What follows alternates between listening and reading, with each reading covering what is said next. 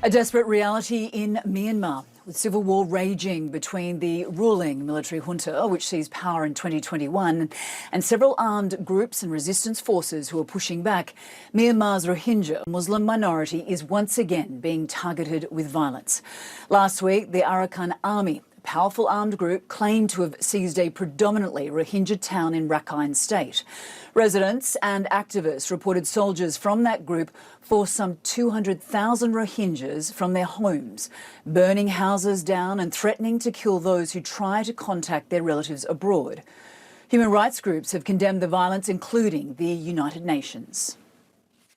In this appalling situation, civilians are once more victimised, killed, their properties destroyed and looted, their demands for safety and security ignored, and they are again forced to flee their homes in a recurring nightmare of suffering.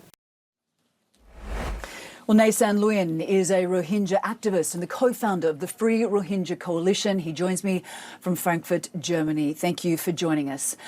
The Rohingya in Rakhine State, are they caught up in the middle of this civil war, or are they specifically being targeted like they were back in 2017, which amounted to genocide?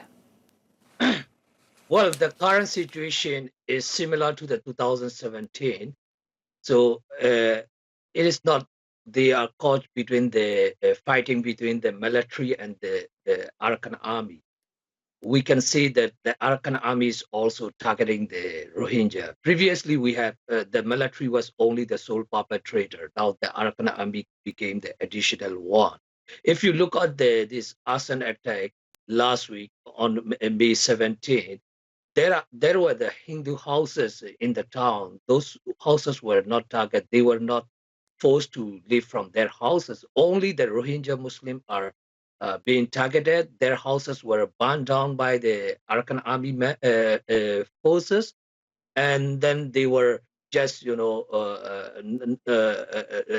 forced to leave from the town. Now the humanitarian situation is really dire. This humanitarian intervention is necessary. Not only this, but also prior to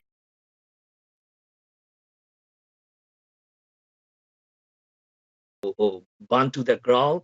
The people were forced to leave from their houses, and then they loot the market, they looted their property, and then the villages were burned to the ground. So now more than 200,000 in Butiron Township. Why is the Arakan army targeting the Rohingya? Well, there are the problem with the Rakhine people between the Rohingya, with the Rohingya. If you look at the 2012, the communal violence between the two groups, and also prior to that, also there are some problem with them. The military is always divide and rule these two groups, and from the Rakhine side, they have supported the Rohingya genocide. If you research about the 2017, the Rakhine civilian and the politician mainly involved in the Rohingya genocide. So, although they are fighting each other, they have the common strategy to wipe out the Rohingya population. That is, we can see clearly. Yeah, now we've got reports of beheadings, killings, these arson attacks. What more are you learning about this escalating violence? Well, beside this arson attack, there were the significant massacre happened across the township since the last week of March. We know about all of this, and some of the eyewitnesses are now fled from the town, and they are in the different area. Now they can talk to the United Nations and some human rights organization. I think in a few days or in the coming week, there will be more report from the United Nations and the human rights group.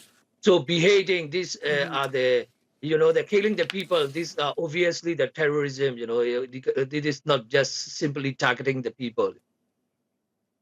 Now, Rakhine is home to something like 600,000 Rohingya. As we've just reported, tens of thousands have fled towards Bangladesh. The UN rights chief, Volker Turk, is calling on Bangladesh to allow them in, give them safety, security. But as we know, Bangladesh has already allowed more than 1 million Rohingya refugees into the country after those attacks back in 2017. I mean, there is stiff resistance. So now the Rohingya are very much stranded. Well, I want to support or encourage people to flee to Bangladesh. Already more than 1 million in Bangladesh.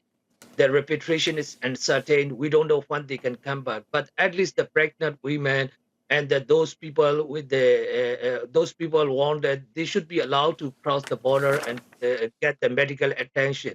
And the most important is to stop the atrocity by the Arakan army and the Myanmar military. That is the most important. The accountability as well. There are the numerous sanctions against the Myanmar military, but the Arakan army, if they are just leave alone without any proper action by the Arakan army, I think this kind of atrocity will continue, and the people will be forced to flee to Bangladesh. To stop this, the serious action against the Arakan army is very much necessary. In a few days, they are going to seize the Maundo. So the problem will be bigger than now. If the international community fail, the situation will be more worse than the 2017. Yeah, that is a frightening thought. This is a civil war that is receiving little international attention, and now the Rohingya people, this persecuted minority, is once again suffering. Yeah. Nay San Lwin, we thank you for your time. Thank you so much.